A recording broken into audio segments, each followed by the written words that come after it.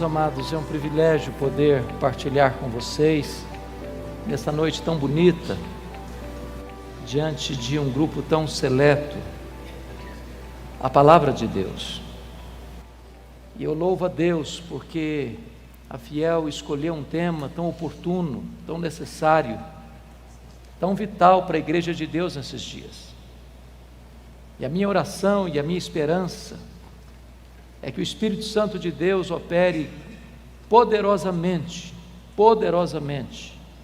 na nossa vida, no nosso coração, nesta conferência, para que saiamos daqui fortalecidos, reanimados, cheios do Espírito, com a disposição de buscarmos este avivamento até que Ele venha. Eu quero partilhar com você o texto que está em Apocalipse, capítulo 1.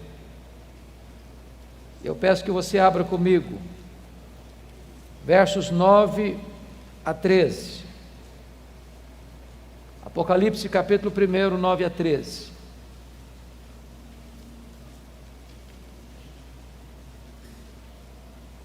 Está escrito: Eu, João, irmão vosso, e companheiro na tribulação, no reino e na perseverança.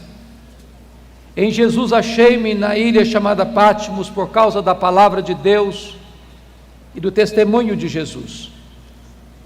Achei-me em espírito no dia do Senhor, e ouvi por detrás de mim grande voz, como de trombeta, dizendo: O que vês, escreve em livro e manda às 7 igrejas: Éfeso, Esmirna, Pérgamo, Tiatira, Sardes, Filadélfia e Laodiceia.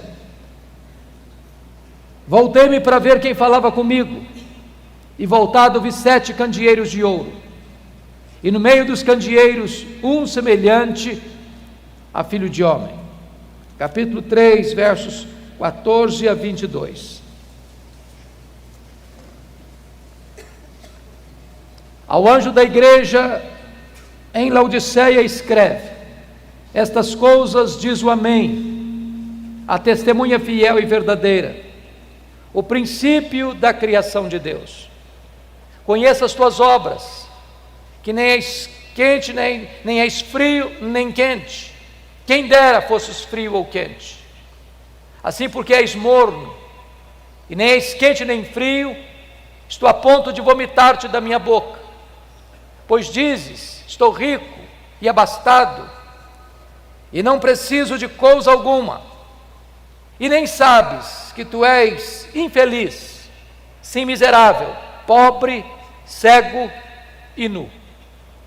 Aconselho-te que de mim compres ouro refinado pelo fogo, a fim de te enriqueceres, vestiduras brancas para te vestires, a fim de que não seja manifesta a vergonha da tua nudez, e com lírio para ungir os teus olhos, a fim de que vejas. Eu repreendo e disciplino a quantos amo. Sê, pois, zeloso e arrepende-te. Eis que estou à porta e bato. Se alguém ouvir a minha voz e abrir a porta, eu entrarei e cearei com ele, e ele comigo. Ao vencedor dar-lhe-ei sentar-se comigo no meu trono, como eu venci e sentei com o meu Pai no seu trono. Quem tem ouvidos, ouça o que o Espírito diz às igrejas. Amém.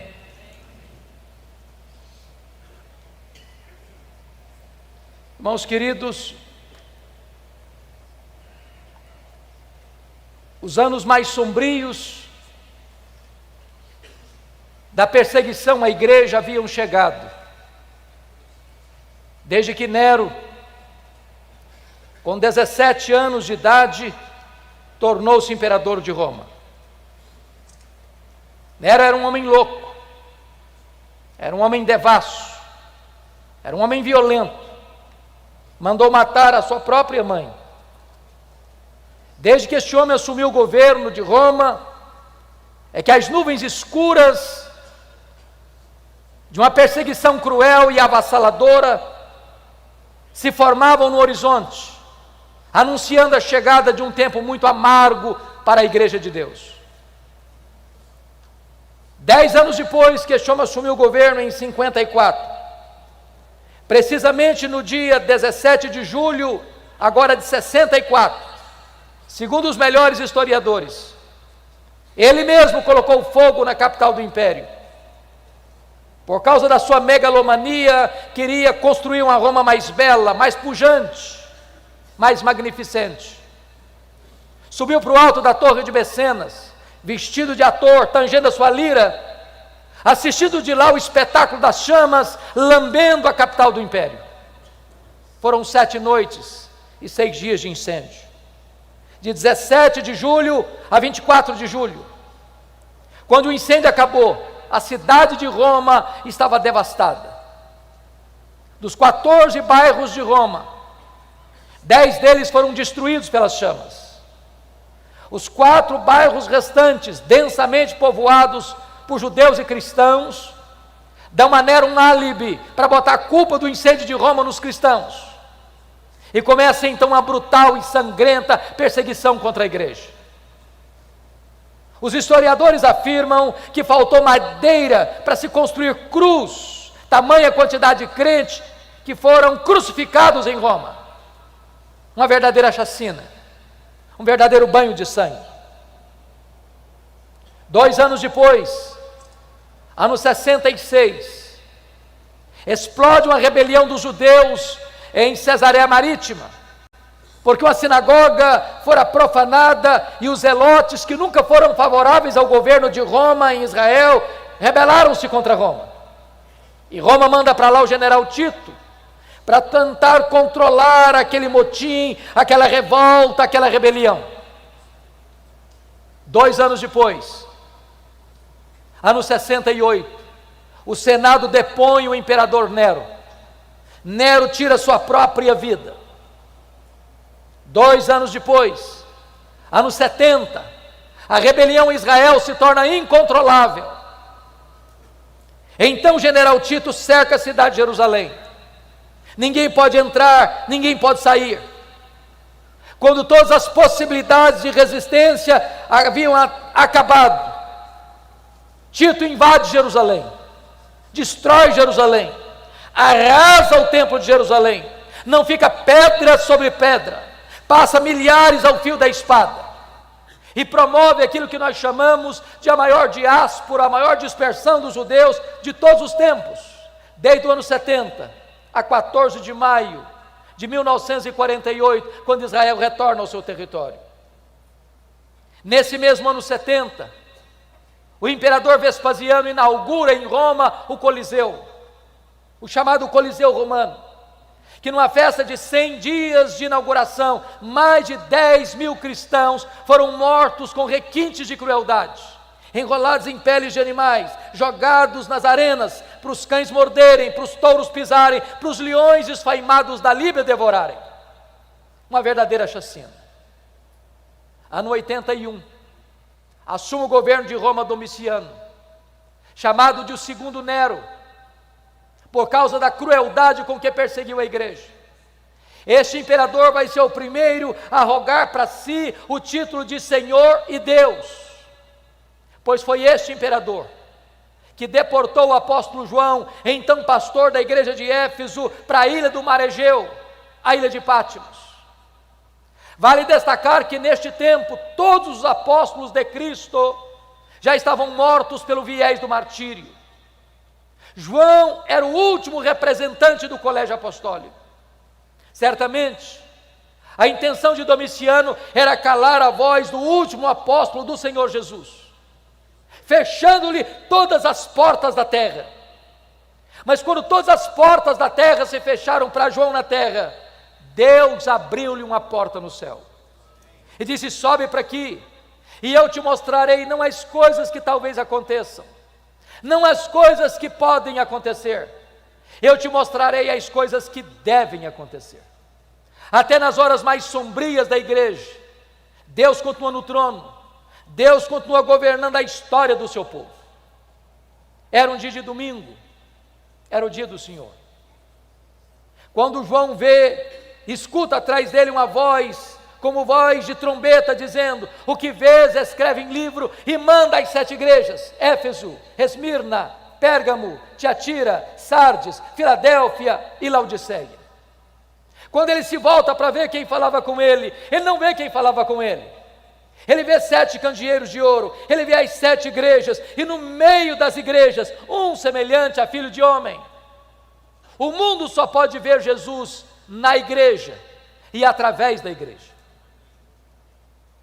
Mas o Cristo que João vê, não é o Cristo prostrado sobre os seus joelhos com o rosto em terra, angustiado até a morte, erguendo aos céus forte clamor e lágrimas, suando sangue, na mais titânica batalha da humanidade.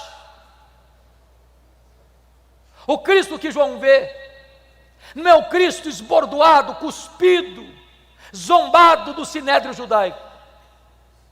O Cristo que João vê, não é o Cristo ultrajado e surrado do pretório romano, cuja fronte foi ferida por uma humilhante coroa de espinhos.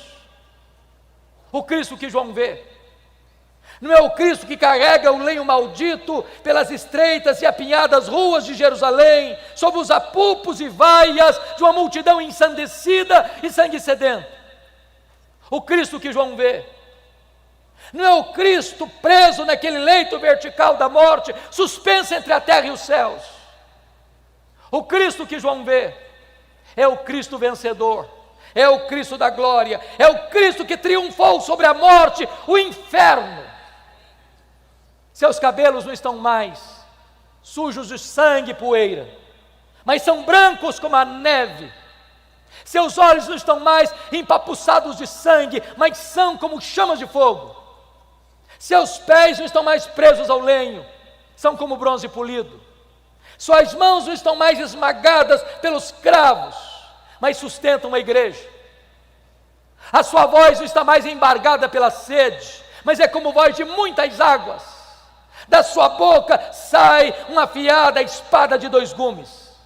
O seu rosto não está mais desfigurado, mas brilha como o sol no seu fulgor. Diz a Escritura que quando João vê o Cristo da glória, ele cai como morto aos seus pés. E o Senhor põe a mão direita sobre ele e diz: não temas, João, não temas. Eu sou o primeiro e o último. Eis que eu estive morto, mas estou vivo pelos séculos dos séculos e tenho as chaves da morte e do inferno. Nós não servimos ao Cristo que esteve vivo e está morto, nós adoramos o Cristo que esteve morto e está vivo pelos séculos dos séculos. No capítulo 1, versículo 13, João vê o Cristo da glória no meio das igrejas. E eu quero dizer para você nesta noite, que Jesus está aqui no nosso meio. E é porque Ele está aqui que você e eu estamos aqui. É porque Ele está aqui que nós temos uma grande expectativa, uma enorme esperança de que Deus pode nos visitar e trazer sobre nós um poderoso reavivamento espiritual.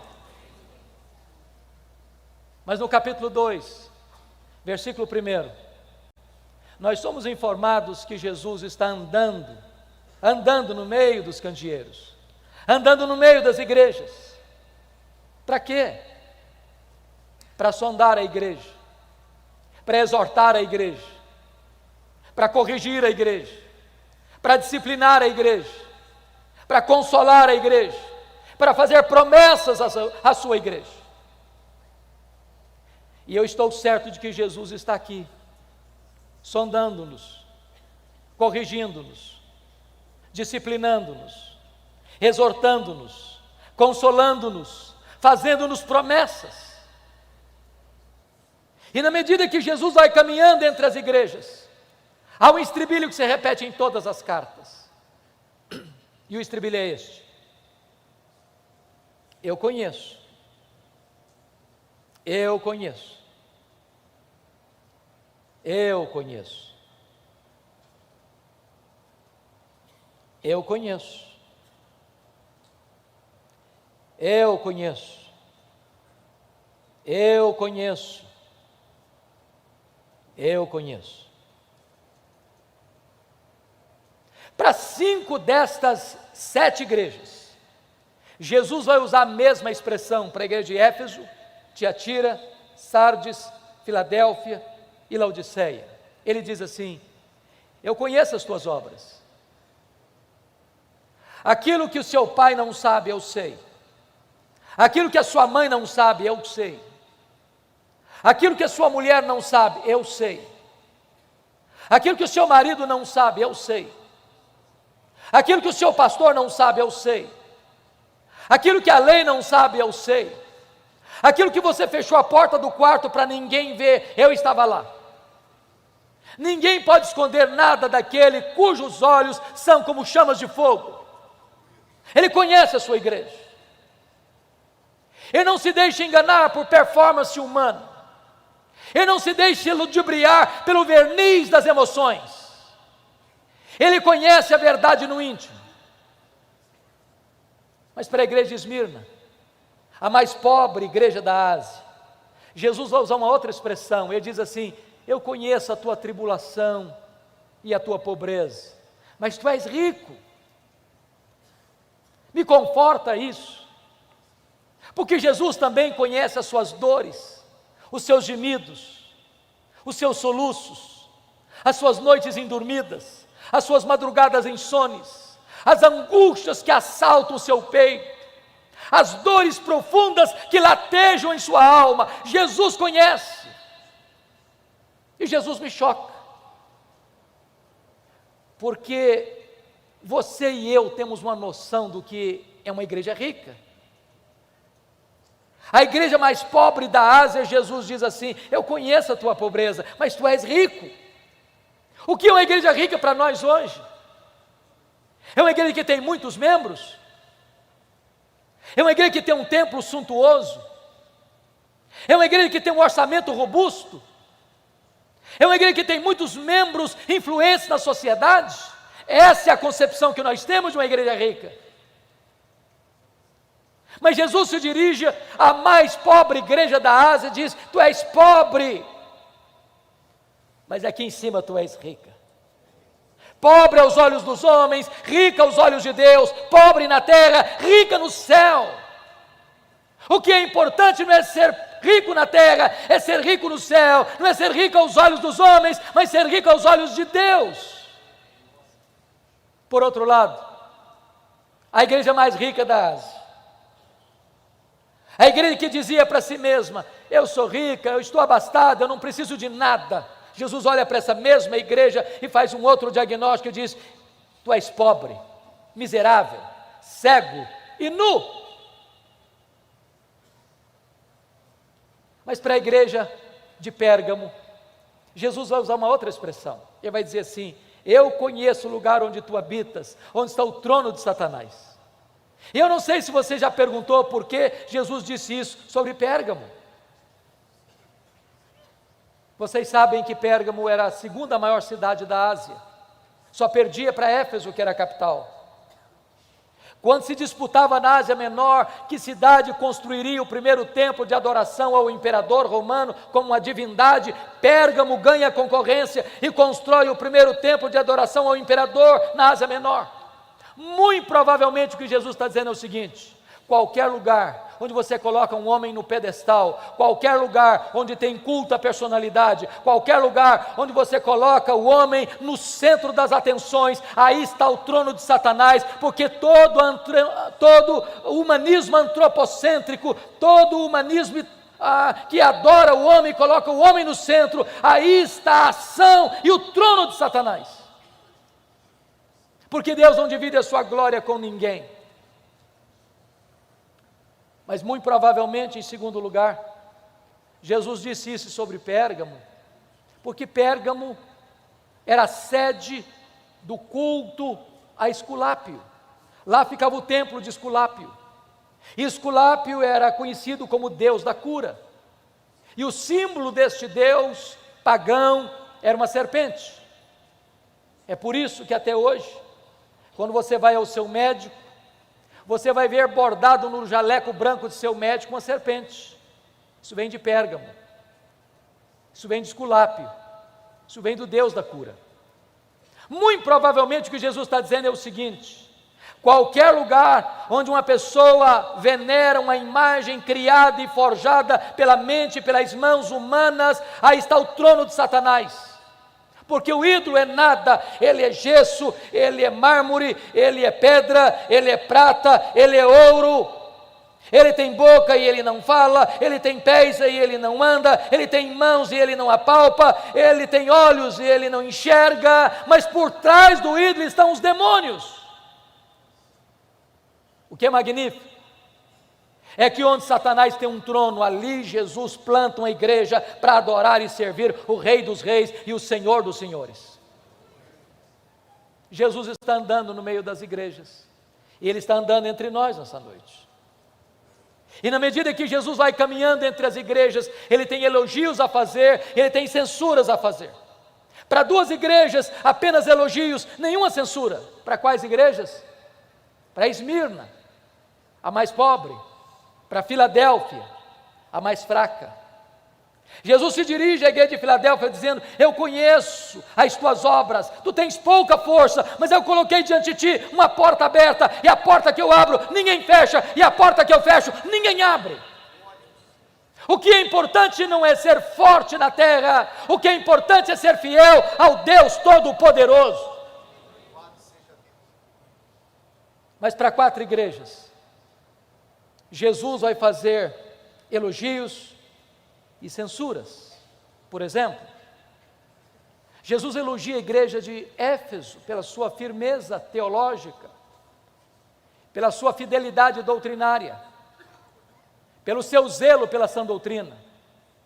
Uma igreja que não suportava os falsos apóstolos, uma igreja que não tolerava as obras dos nicolaítas, uma igreja que não transigia com a verdade, uma igreja que não aceitava abrir as portas para a heresia, para os falsos ensinos. Jesus elogia aquela igreja pelo seu zelo pela verdade. Com isso, Jesus está nos ensinando que uma igreja jamais pode agradá-lo se essa igreja não é fiel às Escrituras, se essa igreja não é zelosa pela verdade, se essa igreja não tem compromisso inarredável com a sã doutrina. Você e eu não temos o direito de mudar a mensagem e torná-la mais palatável para agradar a freguesia. A palavra de Deus deve ser pregada com integridade, com fidelidade, porque o papel da igreja não é ser popular, é ser fiel. Jesus, entretanto, se dirige a esta igreja dizendo: tenho, porém, contra ti uma coisa, é que tu abandonaste o teu primeiro amor. E aqui corremos um sério risco, porque às vezes até na defesa da ortodoxia, uma igreja pode perder a piedade. Mantém a ortodoxia intacta, mas não tem mais vida, mas não tem mais entusiasmo, mas não tem mais brilho nos olhos, mas não tem mais calor espiritual. Tem luz na cabeça, mas não tem fogo no coração. E é preciso alertar-nos que nada mata mais do que a ortodoxia morta. Pessoas que têm a mente arejada pela verdade, mas o coração está seco, está árido. Já colocou a vida cristã no piloto automático. O culto acontece, a pregação, a oração, os cânticos, mas tudo dentro de um mecanicismo árido. Não tem mais vida, não tem mais entusiasmo, não tem mais amor por Deus, o coração não arde mais, os olhos não brilham mais, não mais a alegria exultante, cheia de glória. E eu posso lhes dizer, irmãos, que a ortodoxia é necessária, que ela é vital, que ela é insubstituível, que nós jamais podemos negociar a verdade, mas só a ortodoxia sem piedade não serve.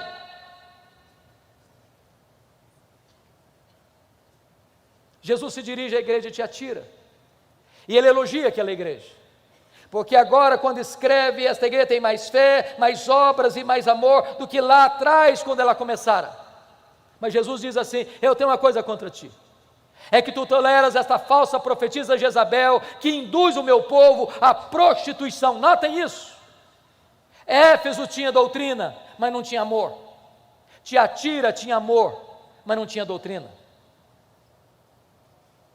Da mesma maneira que uma igreja ortodoxa sem vida piedosa não agrada a Deus, também uma igreja que tem comunhão e tem amor, mas não tem a sã doutrina, não agrada a Deus. Nós não podemos divorciar o que Deus casou, nós não podemos separar o que Deus uniu, teologia e ética, doutrina e vida, credo e conduta. Jesus elogia a igreja de Pérgamo, porque naquela igreja tinha gente fiel, pronta a morrer pela sua fé, como seu líder Antipas. Segundo os historiadores, ele morreu carbonizado dentro de um boi de bronze encandecido. Mas nessa mesma igreja tem gente flertando com as doutrinas de Balaão, nesta mesma igreja tem gente flertando com o mundo, nesta mesma igreja tem gente que está com um pé dentro da igreja e outro fora da igreja. Pelas minhas andanças pelo Brasil, é muito comum eu escutar a seguinte pergunta: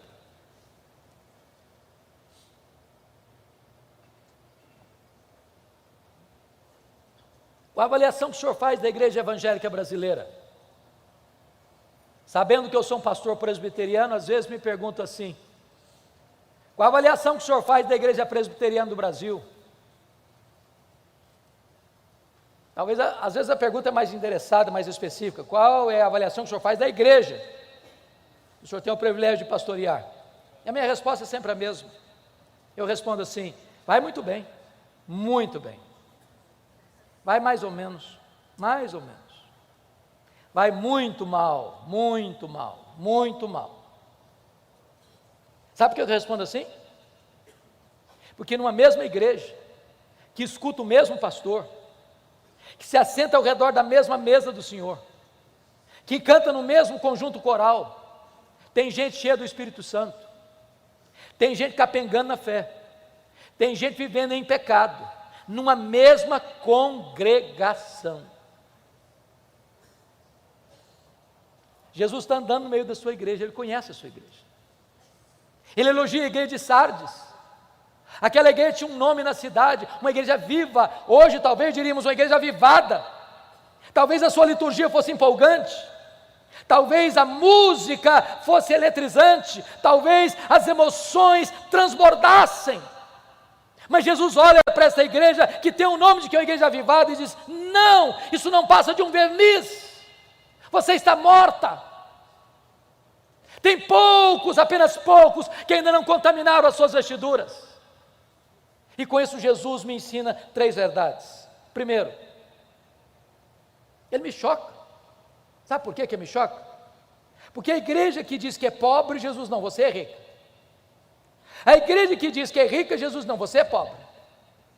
A igreja que diz que é viva, Jesus não, você está morta. A igreja que diz que é fraca, Jesus não, mas eu coloquei diante de você uma porta aberta. Então, 3 coisas eu aprendo. Primeiro, o que é importante não é o que você pensa a seu respeito. O que é importante não é o que as pessoas dizem a seu respeito. O que é importante é o que Jesus diz a seu respeito. Jesus não tem uma opinião a seu favor, a seu respeito. Jesus tem o diagnóstico. Ele conhece as nossas obras. Mas, queridos irmãos, para uma igreja não tem elogio nenhum, apenas censuras. Que igreja é essa? Laodiceia. Eu peço que você vá comigo agora para o capítulo 3. É curioso que a igreja que recebe apenas censura de Jesus, que mais fez Jesus sofrer, é a igreja que tem a melhor opinião de si mesma de todas as 7 igrejas. Tem a melhor autoavaliação. Essa igreja se olhava no espelho e dizia assim: estou bem na fita. Ela aplaudia a si mesma. Ela formava um grande coro diante do espelho para cantar o hino: quão grande és tu.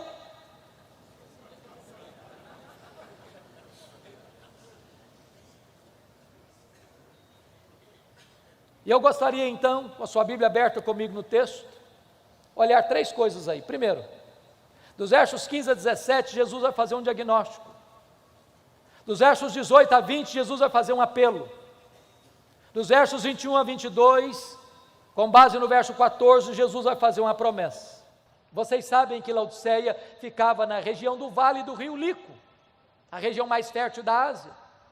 Ainda hoje é a região mais fértil da Turquia.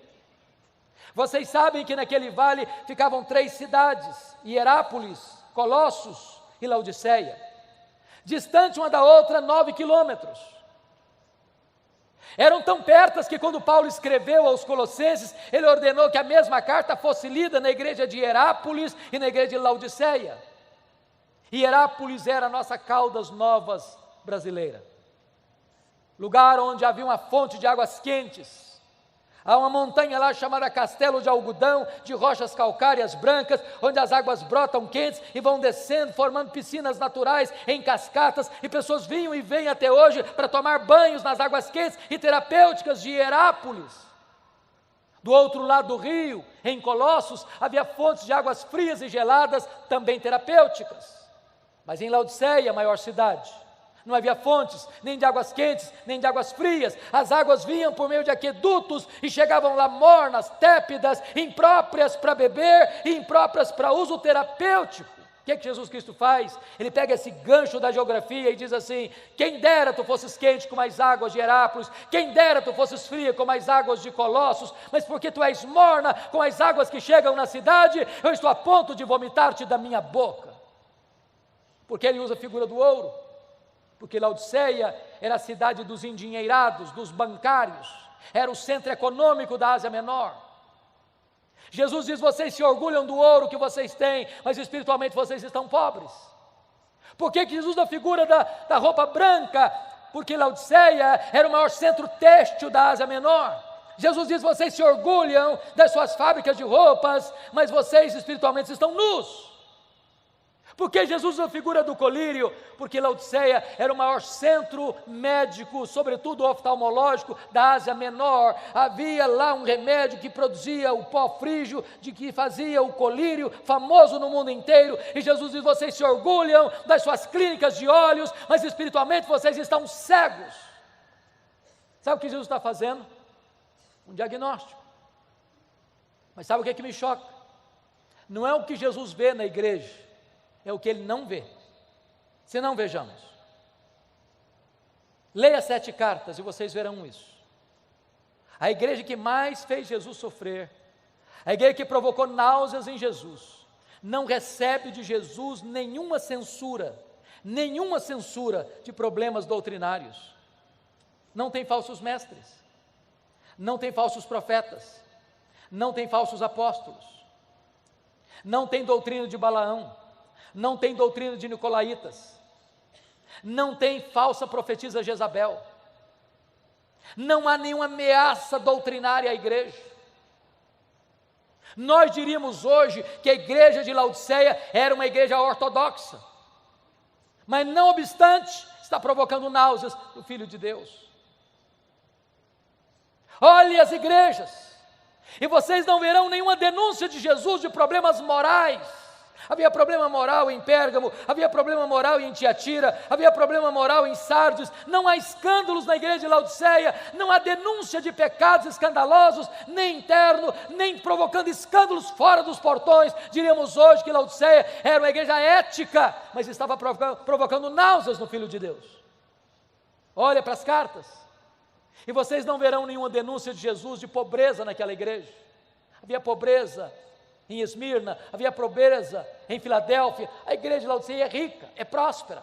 Eu acho que os teólogos da prosperidade não fariam sucesso lá. Mas não obstante, essa igreja está provocando náuseas em Jesus.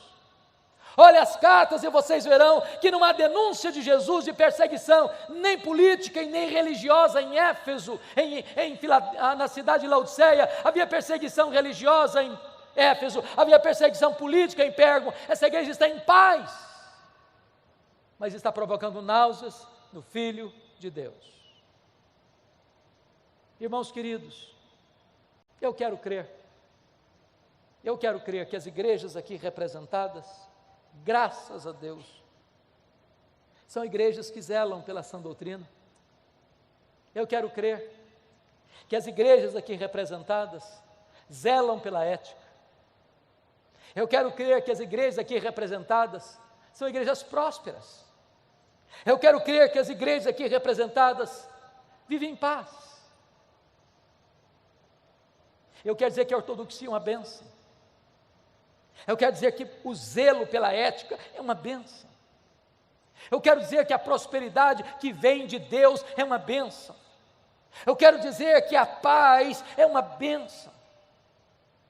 Mas mesmo a igreja ortodoxa, ética, que está vivendo prosperamente em paz, ela pode estar provocando náuseas no Filho de Deus. Então resta-nos uma pergunta: o que é que Jesus viu na igreja de Laodiceia que deu náuseas nele? Só uma coisa, irmãos: falta de fervor espiritual, apatia, mornidão, falta de entusiasmo, falta de vibração, falta de brilho nos olhos, falta de fogo no coração, falta de zelo pelas coisas de Deus. É colocar a vida cristã no piloto automático, é permitir que um mecanicismo árido domine a igreja. E eu tenho rodado este país de norte a sul, de leste a oeste. Tenho pregado em mais de 1000 igrejas das mais diversas denominações do nosso país. E eu não tenho dúvidas, irmãos, de que o problema da igreja evangélica brasileira é falta de fervor espiritual. E eu não estou falando de emoções. Em muitos lugares elas transbordam. Noutros lugares elas minguam. Eu estou falando de fervor que, como já foi dito neste culto, não é produzido pelo homem, só o Espírito de Deus pode produzir. Falta fervor, queridos. Falta quebrantamento. Falta choro pelo pecado. Falta arrependimento genuíno. Falta fome de Deus. Falta sede pela palavra. Falta oração. Falta avivamento. Eu temo, irmãos, eu temo que haja uma onda de secularização avançando galopantemente para dentro das igrejas evangélicas deste país. O índice de divórcio dentro das igrejas cristãs hoje é quase o mesmo fora das igrejas. O número de gente que vai para a cama com o namorado e com a namorada dentro das igrejas hoje é quase o mesmo fora das igrejas. A quantidade de crente desonesto, mentiroso, que dá cheque sem fundo e não tem compromisso com a ética dentro das igrejas hoje é quase o mesmo fora das igrejas.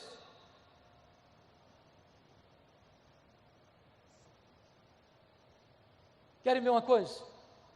Eu não sei como é que você está lidando com isso na sua região.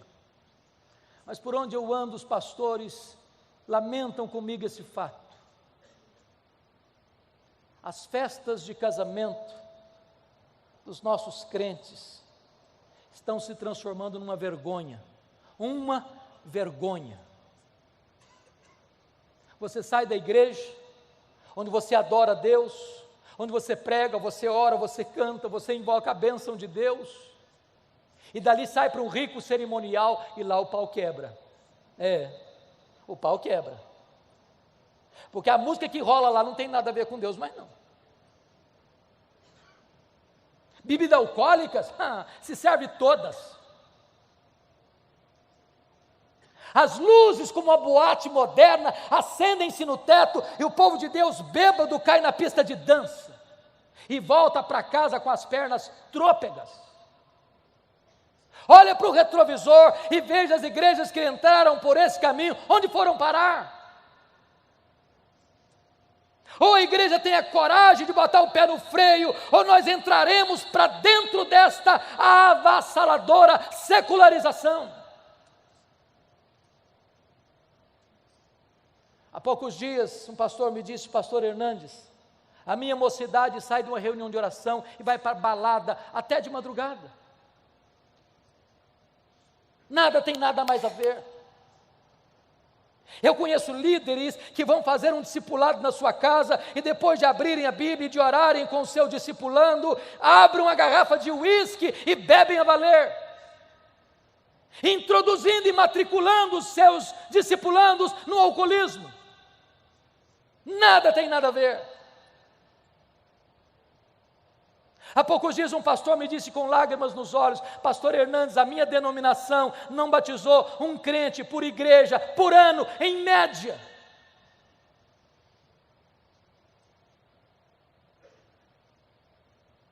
Meus amados irmãos, eu estive agora retornando essa semana passada de uma viagem a Israel e Europa. Nós estávamos na Holanda. E a pessoa que nos acompanhava, dando um relatório da situação da Holanda, disse: até 1960, a Holanda era um país protestante, onde os crentes lotavam as igrejas. Hoje, os templos estão lá, vazios, apenas com museus, para você tirar uma fotografia. Numa única geração, a igreja se perdeu. Numa única geração. Eu estive agora em Edimburgo, na Escócia. Lá tem um templo belíssimo, na praça principal da grande fortaleza. Eu entrei para ver. O templo era cristão, evangélico, mas lá dentro tinha um bar. O templo transformado num bar. Eu só pude chorar em ver aquela cena.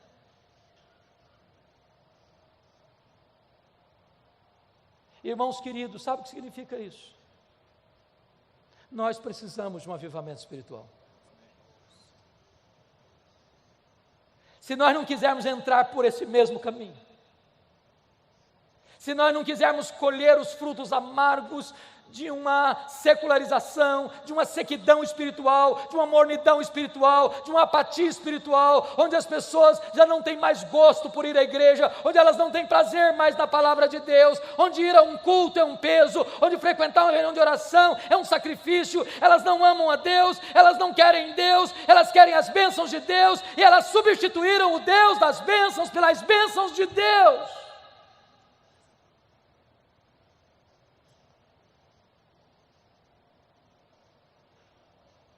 Depois que Jesus Cristo faz esse diagnóstico, Ele vai fazer um apelo. E Ele começa no verso 18 assim: aconselho-te, que de mim compres ouro refinado pelo fogo, para te enriqueceres, vestiduras brancas, para te vestires, a fim de que não seja manifesta a vergonha da tua nudez, e colírio para ungir os teus olhos, a fim de que vejas. E Jesus está me ensinando aqui o segredo, o caminho da restauração do fervor espiritual, porque está dizendo: aconselho-te que tu compres de mim, e Ele que é o dono da igreja, e Ele que é o cabeça da igreja, e Ele que manda na igreja, se apresenta como um mercador, dando conselhos. Ele tem um produto para vender, o produto é vital, e o preço é de graça. Aconselho-te que tu compres de mim, que tu compres de mim, que tu compres de mim, disse Jesus. Sabe o que Ele está nos ensinando? Há muitas pessoas que, percebendo falta de fervor, foram buscar fervor em fontes rotas, em doutrinas falsas, em experiências heterodoxas, e se perderam nos labirintos do misticismo. Nós não precisamos recorrer às últimas novidades do mercado da fé para buscarmos fervor, para buscarmos avivamento, queridos. Nós precisamos nos voltar para Jesus. É só Ele que pode aquecer o nosso coração, é só Ele que pode inflamar a nossa alma, é só Ele que pode derramar sobre nós poderosamente do seu Espírito. Porque quando os nossos olhos se abrem para contemplar a beleza do nosso grande Deus e Salvador Jesus Cristo, o nosso coração aquece. E quando os nossos olhos se abrem e o coração aquece, os pés se apressam. E quando os olhos se abrem e o coração aquece e os pés se apressam, os lábios se abrem para dizer que Ele está vivo e que Ele é a razão da nossa vida. Quando chega o verso 19, Jesus tem uma declaração a fazer e tem uma ordem a dar. E a declaração é esta: eu repreendo e disciplino a quantos amo. E a ordem é: arrepende-te. Irmãos, eu reconheço que Jesus pegou extremamente pesado com a igreja de Laodiceia, usando uma linguagem dura, cáustica, náusea, vômito, desconforto. Nada provoca tanto desconforto em Jesus do que uma igreja apática, morna, árida. Mas sabe por que ele pegou pesado com essa igreja? Sabe por que Jesus pega pesado com você e comigo? Porque ele está dizendo o seguinte: eu não desisto de você, eu não abro mão da sua vida, eu não posso aceitar que você viva uma vida árida, morna, apática. Eu não fui à cruz, eu não morri, ressuscitei, voltei aos céus e derramei o Espírito Santo para produzir uma igreja apática. Então Jesus dá uma ordem: sê, pois, zeloso e arrepende-te, muda a tua vida, muda a tua conduta. Quando chega no verso 20, Jesus docemente se apresenta e diz: eis que estou à porta e bato. Se alguém ouvir a voz e abrir a porta, eu entrarei e cearei com ele e ele comigo. Que Jesus nos convide a cear com ele é um milagre, mas que ele queira cear conosco é graça.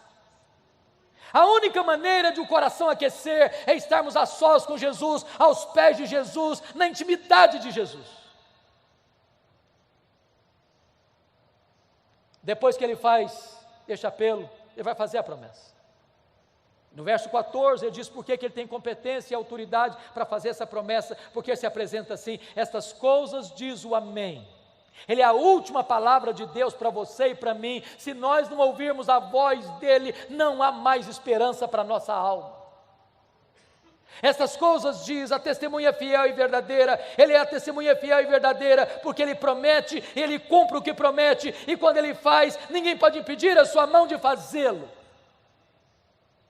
E ele é o princípio da criação de Deus, porque todas as coisas foram criadas por ele, e sem ele nada do que foi feito se fez. E se ele chamou à existência as coisas que não existiam, ele é poderoso para restaurar o fervor espiritual no nosso coração nesta noite. A promessa é esta, está no verso 21. Ao vencedor, dar-lhe-ei sentar-se comigo no meu trono, como eu venci e sentei com meu Pai no seu trono.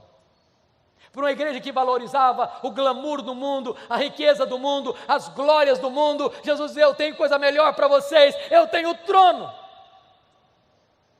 E Jesus faz uma transição maravilhosa da intimidade da mesa para a publicidade do trono. Quem se assentará com ele publicamente no trono? Exatamente quem assentou-se com ele intimamente à mesa.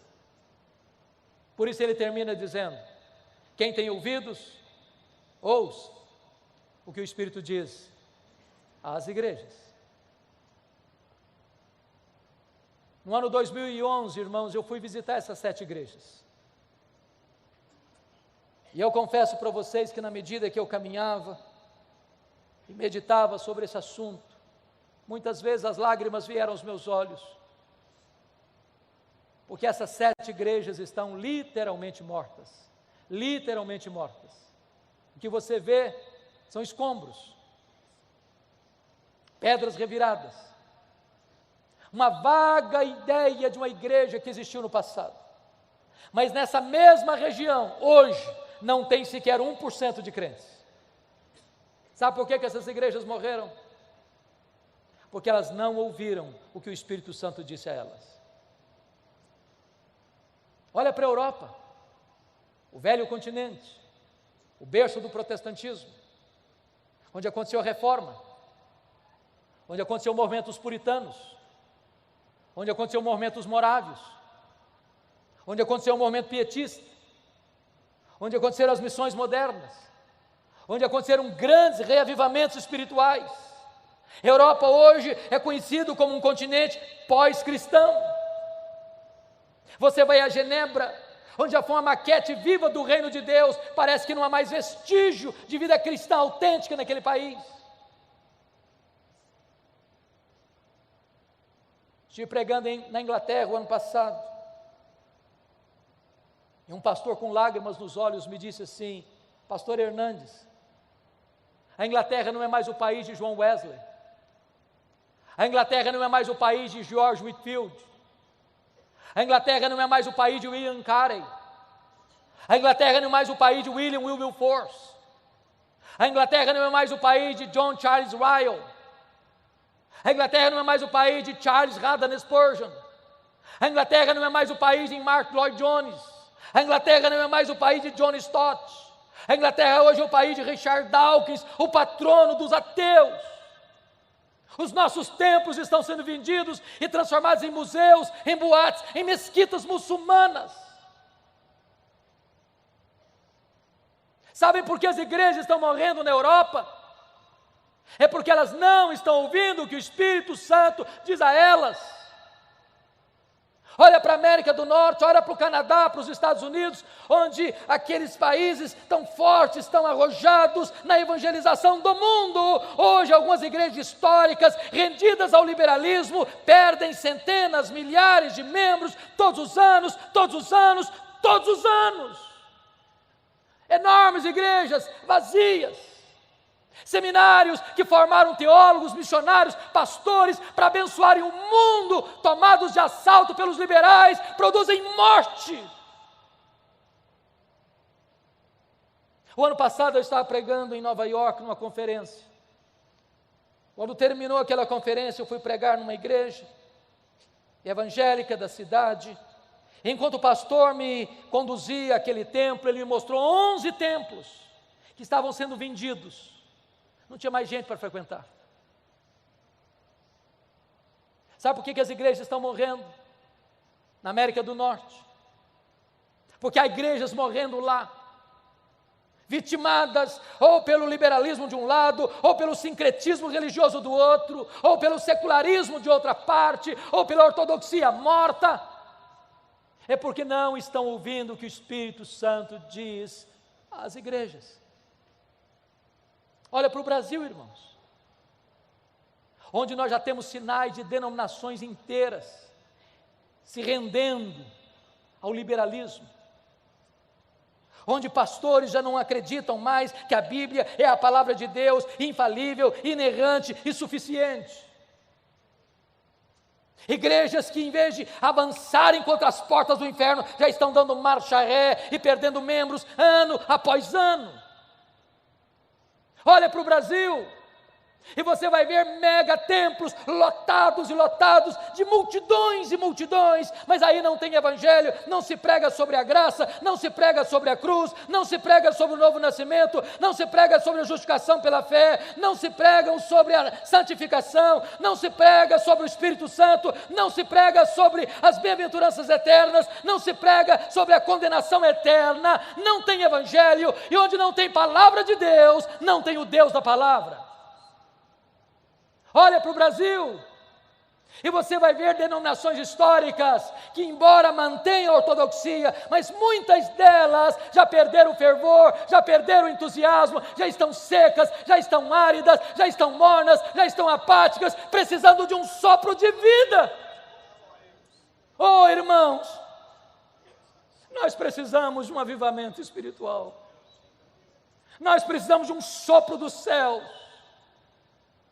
Nós precisamos do vento impetuoso do Espírito para soprar as cinzas, para reacender as brasas, para levantar um fogo santo que queima, que limpa, que purifica e que alastra em nome de Jesus.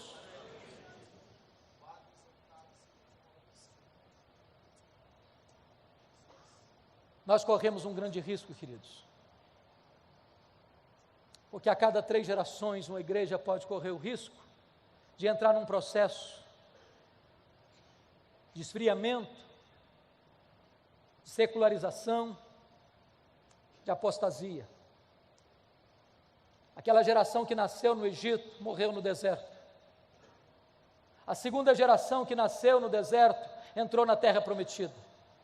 A terceira geração que nasceu na terra prometida, diz a Bíblia, não conhecia Deus mais. Talvez os nossos avós foram mais crentes que os nossos pais. Talvez os nossos pais estão sendo mais crentes do que nós. Talvez nós estamos sendo mais crentes que os nossos filhos. Se Deus não tiver misericórdia, a igreja evangélica brasileira pode legar aos seus filhos e aos teus netos uma igreja apática. Que Deus tenha misericórdia de nós.